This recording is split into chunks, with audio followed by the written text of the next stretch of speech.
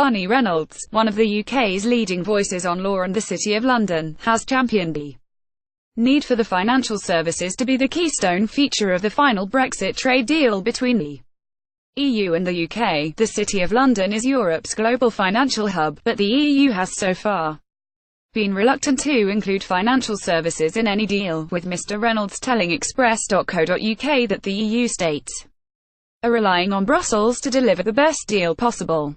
He said, "Brussels is currently playing a federal versus member state game, and is potentially preferring the interests of a tiny number of states within the EU27. If you're in charge of negotiations, you may well want first and foremost a few more jobs for your own country. Secondly, you might want the EU to have a global financial centre of its own, but the cost of building this out, even if doable, would be exorbitant and would be at the expense of the living standards of citizens across the EU27 for decades." GETTYBREXIT latest, The City of London wants a Brexit trade deal. Brussels is currently playing a federal versus member state game, and is potentially preferring the interests of a tiny number of states within the EU27.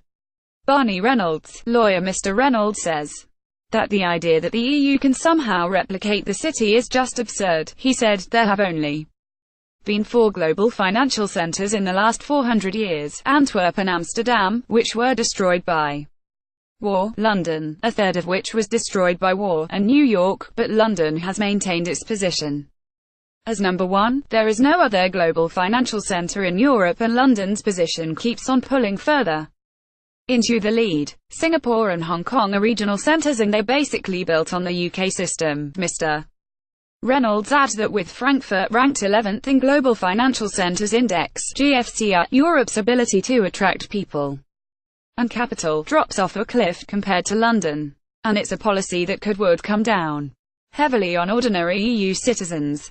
The city lawyer said that a no deal will cost EU citizens an absolute fortune. He said, "It will hit Eurozone growth, it will hit quality of life, for all kind of religion. Why not just do a deal with a UK that is win-w, in which also pockets some of the benefits from the last 40 years of common endeavour?" Conservative estimates put the total cost to the EU of losing access to the City of London at £10 billion. Mr Reynolds said that, for the UK, a deal without financial services is hardly a deal worth having, since in other trade areas the UK's EU trade deficit means a deal in those areas is largely one way, in the EU's favour. If financial services were not on the table during negotiations, he adds, "I'd be tempted to walk away." GETTYBREXIT latest, City of London is Europe's finance capital solution. Fortunately, the UK has a ready-made solution already in place.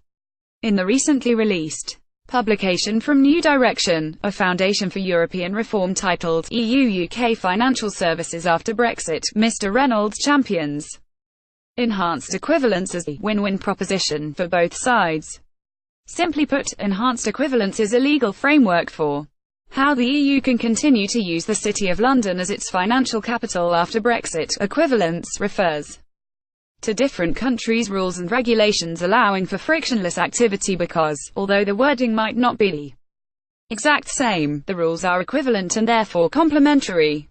The report says that the EU-UK deal would build on what is already there but go further to cover additional activities in the UK's financial sector in a more predictable way. The EU would continue its role with the UK as a leading player in shaping the sector's regulation globally. The bloc would also get frictionless access to the deep pools of capital, while the UK gets friction-free trade with clients across the EU. Mr Reynolds says that although this is a step back from federalism for the EU because they lose control over the city, on the other hand, they are able to collaborate with us going forwards and benefit from our expertise and the cheapest possible access to a global financial centre. GETTYBREXIT latest, the city is hoping for a deal. The lawyer questions whether or not European voters will accept EU leaders rejecting a deal with the UK once they realise what's at stake. Mr Reynolds believes that this is a direct conflict between Europe's democratic voices on one hand, and the EU's federalist agenda on the other. He adds that voice is in the Visegrad 4, the Nordic Baltic 8, and more recently, Italy, are pushing the Federalists aside as Brexit negotiations intensify. Before the Italian elections, Luigi Di Maio, leader of the Five Star Movement, said he did not believe Britain should be punished for leaving the bloc but stressed Brussels must safeguard its investments.